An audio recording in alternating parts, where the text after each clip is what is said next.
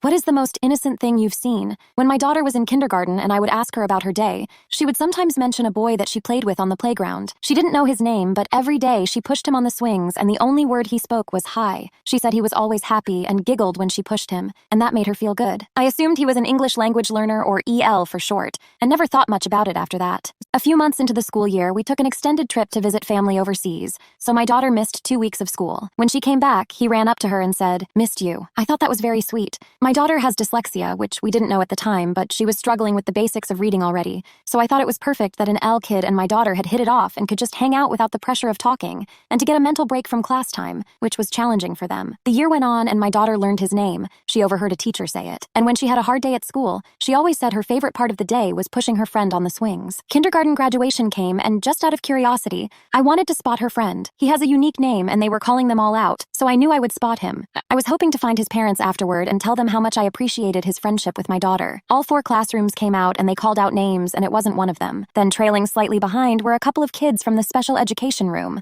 We're an autism inclusion school and also support other disabilities. Well, the last kid to come in was him, just like my daughter described. He had a huge smile. He also had a lot of disabilities, physical and intellectual. He wasn't EL, rather, he was mostly nonverbal. She found him after the ceremony and they said hi, but his aide walked him out and it didn't seem as though his parents had made the ceremony. The next year in 1st grade, my daughter was sad that he wasn't at recess with her anymore. She saw him occasionally across the play yard, but he had to take recess with the kindergartners. I probed her a bit about him and asked if he was different than the other kids. She said, "Yeah, he's not very good at talking." That was all she could come up with. To her, he was simply her friend. None of the rest mattered. I wish he could stay this innocent forever.